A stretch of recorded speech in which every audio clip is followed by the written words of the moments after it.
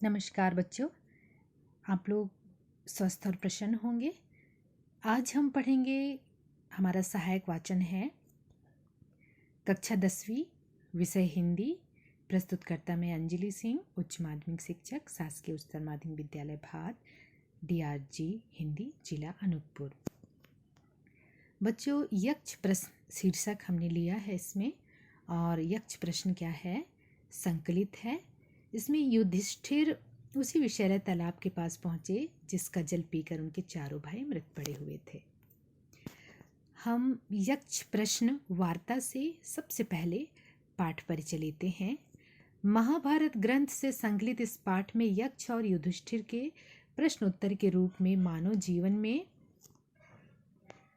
विभिन्न गुणों और अवगुणों का स्थान निर्धारित किया गया है। साथ ही इसमें माता पिता के महत्व को भी प्रतिस्थापित किया गया है। धैर्य, महान लोगों की संगति, विद्यादान, शील और सच्चरित्र जैसे सद्गुणों को ग्रहण करने और अहंकार, क्रोध और लालच जैसे दुष्प्रवृत्तियों का त्याग करने की प्रेरणा यक्ष प्रश्न पाठ में हम सबको मिलता है। पानी पीने की इच्छा से आए अपने चारों भाइयों को मृत देखकर युधिष्ठिर बहुत दुखी होते हैं और सोच ही रहे हैं, दुखी हैं, और सोचते सोचते वो प्यास से व्याकुल हो जाते हैं।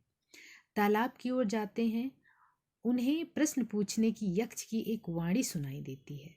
वह प्रश्नों के उत्तर देते हैं। यक्ष प्रसन्न होकर एक भाई को जिंदा करने का वचन देते हैं। वे किसी जीवित करने की बात कहते हैं यक्ष से। वे नकुल को जीवित चाहते हैं क्योंकि वह उनकी दूसरी माँ माद्री का पुत्र है। यक्ष युधिष्ठिर के पक्षपात रहित स्वभाव पर प्रसन्न होकर चारों भाइयों को जिंदा होने का आशीर्वाद देते हैं। वे उन्हें अज्ञातवास में सुखी एवं सफल रहने का भी आशीर्वाद देते हैं। यक्ष के द्वारा किए गए प्रश्न एवं युधिष्ठिर के द्वारा दिए गए उत्तर यहाँ हमारे सामने। हम बहुत तल्लीनता से इन प्रश्न को सुनेंगे और उत्तर को भी सुनेंगे और समझेंगे। तो सबसे पहला हमारा प्रश्न है, मनुष्य का साथ कौन देता है? पहला प्रश्न, इसका उत्तर है धैर्य ही मनुष्य का साथ देता है। फिर दूसरा प्रश्न है, आकाश से भी ऊंचा कौन है? युधिष्ठिर उत्तर देते हैं, आकाश से भी ऊंचा पिता है। फिर इस प्रश्न को सुनने के बाद यक्ष तीसरा प्रश्न करते हैं, विदेश जाने वाले का कौन साथी होता है? तो उत्तर है इसका, पांडुपुत्र युधिष्ठिर उत्तर देते हैं, विद्या विदेश जाने वाले का साथी होता है। फिर अगला प्रश्न, हवा से भी तेज चलने वाला कौन है? तो युधिष्ठिर का उत्तर है, हवा से भी तेज चलने वाला मन है। फिर अगला प्रश्न है, घास से भी तुच्छ कौन सी चीज होती है जिसको तुच्छ तिनके के समान हटा दिया जाए? तो इसका उत्तर है चिंता। ये गांव लिखा है, ये लिपि की ये त्रुटि है और कुछ भी इसमें त्रुटि है, दोनों में ही। तो हमारा उत्तर ये होगा, चिंता घास से भी तुच्छ चीज होती है। हमारा उत्तर है, चिंता घास से भी तुच्छ चीज होती है। फिर इस उत्तर को सुनने के बाद अगला प्रश्न करते हैं यक्ष, घर ही में रहने वाले का कौन साथी होता है? तो इसका उत्तर है, पत्नी घर ही में रहने वाले का साथी होती है। किस चीज को गंवाकर मनुष्य धनी बनता है? अगला प्रश्न हमारा, किस चीज को गंवाकर मनुष्य धनी बनता है? इसका उत्तर है, लालच को गंवाकर मनुष्य धनी बनता है। फिर अगला प्रश्न, कौन सा शास्त्र जिसको विद्या कहते हैं, कौन सा शास्त्र है जिसका अध्ययन करके मनुष्य बुद्धिमान बनता है? इसका उत्तर है, कोई भी शास्त्र ऐसा नहीं है, महान लोगों की संगति से ही मनुष्य बुद्धिमान बनता है। फिर अगला प्रश्न है, किसके छूट जाने पर मनुष्य सर्वप्रिय बनता है? मतलब किस चीज की छूट जाने से मनुष्य सबका प्रिय बनता है? इसका उत्तर है, अहंकार के छूट जाने पर मनुष्य सर्वप्रिय बनता है। फिर अगला प्रश्न, किस चीज के खो जाने से दुख नहीं होता?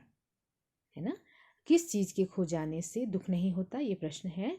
इसका उत्तर है क्रोध के खो जाने से दुख नहीं होता है। फिर है अगला प्रश्न, भूमि से भी भारी चीज क्या है? यक्ष का प्रश्न है।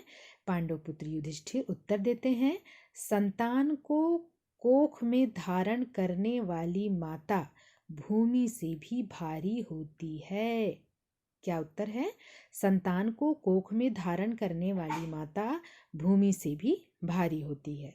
फिर हमारा अगला प्रश्न है, मरणासन्न वृद्ध, वृद्धि लिखा है, वृद्ध है ये, मरणासन्न वृद्ध का मित्र कौन होता है?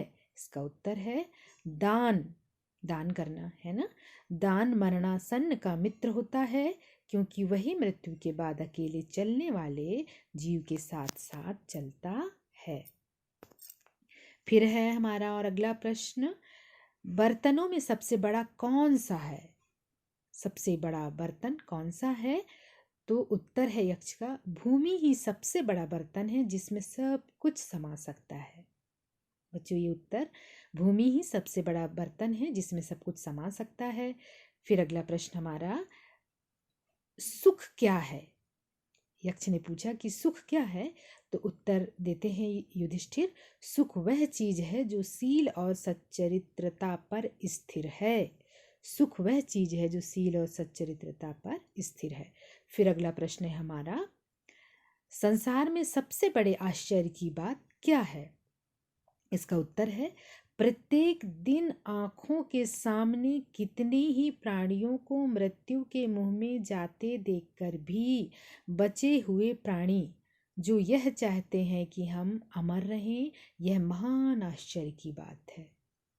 तो ये प्रश्न देखिए, यक्ष ने जो प्रश्न पूछा है कि संसार में सबसे बड़े आश्चर्य की बात क्या है, तो इसका उत्तर युधिष्ठिर ने दिया कि प्रत्येक दिन आंखों के सामने कितने ही प्राणियों को मृत्यु के मुंह में जाते देखकर भी बचे हुए प्राणी जो यह चाहते हैं कि हम अमर रहें, यह महान आश्चर्य की बात है।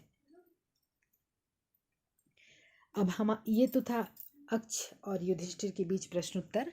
अब हम पाठ के अंत में महत्वपूर्ण प्रश्न एवं उनके उत्तर देखते हैं। इन प्रश्नों को तैयार करें, उत्तर को भी तैयार करें। तो हमारा सबसे पहला प्रश्न क्या है, विसैले तालाब के नजदीक युधिष्ठिर ने क्या देखा? आप सब लोग को जब पाठ का परिचय हुआ है तब बताया गया है कि युधिष्ठिर जब तालाब के किनारे गए तो उन्होंने क्या देखा था? अपने चारों भाइयों को मृत देखा था, है ना। तो इसका उत्तर क्या होगा, अपने चारों भाइयों के न लौटने पर जब युधिष्ठिर उस दिशा में चले जिधर वे गए थे, उन्हें एक विशैला तालाब दिखाई देता है। उस तालाब के पास पहुंचने पर उन्होंने देखा कि उनके चारों भाई भीम, अर्जुन, नकुल और सहदेव मृत से पड़े हुए हैं। यह देखते ही युधिष्ठिर चौंक पड़े और व्याकुल हो उठे। उनकी आंखों से अश्रुधारा बहने लगी। उन्होंने अपने भाइयों के शरीर को ध्यान से देखा तो उन्हें कुछ माया जाल सा प्रतीत हुआ, जादू का खेल सा प्रतीत हुआ। आसपास की जमीन पर किसी शत्रु के पैरों के निशान वहां न थे। उन्हें लगा कि कहीं दुर्योधन ने ही कोई षड्यंत्र न रच डाला हो।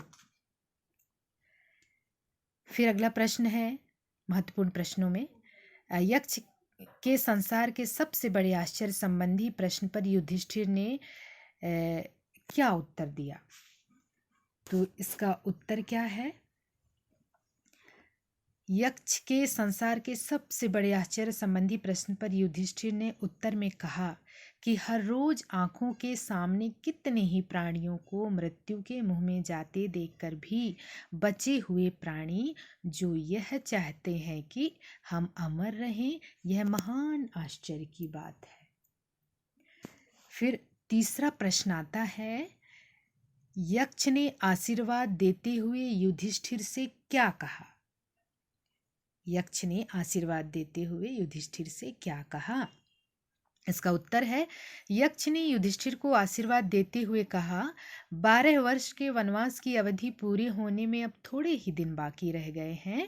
12 वर्ष तक तो तुम्हें अज्ञातवास करना है, वह भी सफलता से पूरा हो जाएगा।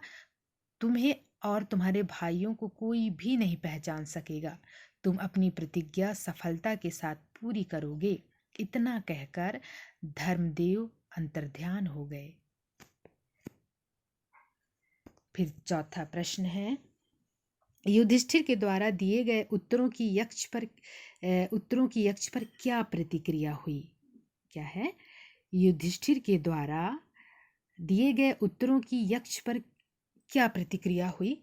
जब युधिष्ठिर अपने भाइयों को खोजते हुए विषैले तालाब पर आए तो उन्होंने जल पीना चाहा, परंतु यक्ष ने उनसे अपने प्रश्नों के उत्तर देने की शर्त लगा दी। युधिष्ठिर ने उनके सभी प्रश्नों के सही सही उत्तर दिए। इससे यक्ष प्रसन्न हो गए और उन्हें एक भाई को जीवित करने का वर दिया।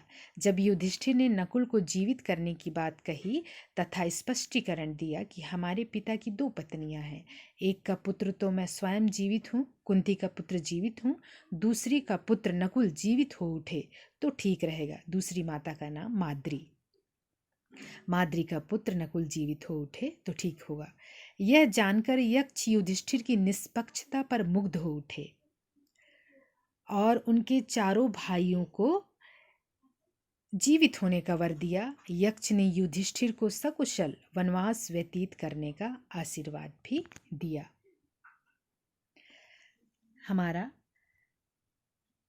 महत्वपूर्ण प्रश्नों में ये 5वां प्रश्न है, यक्ष युधिष्ठिर संवाद से आपको क्या शिक्षा मिलती है? तो इसका उत्तर है, यक्ष युधिष्ठिर संवाद से हमें सीख मिलती है कि जीवन की बड़ी से बड़ी बाधा पर त्वरित बुद्धि, नीति निपुणता, विनम्रता, पक्षपात विहीनता, तर्क सम्मतता से विजय हासिल की जा सकती है।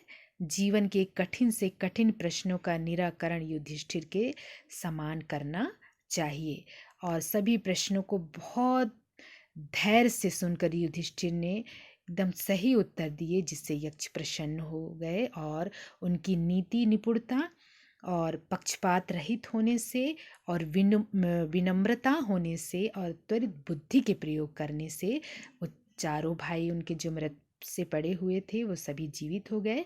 तो बच्चों, ये था हमारा यक्ष प्रश्न।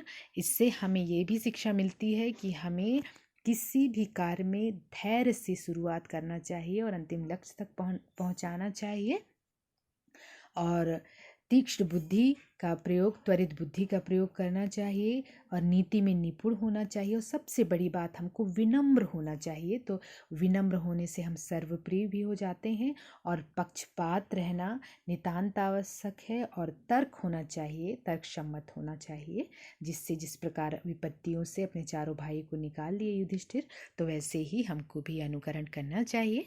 तो बच्चों, यहाँ पे हमारा यक्ष प्रश्न वार्ता जो संकलित है यहाँ पर समाप्त होता है। आप सभी इन प्रश्नों को बहुत ही धैर्य से सुने, समझें और उत्तर को समझें और मानस पटल में अंकित करें। तो नमस्कार और धन्यवाद।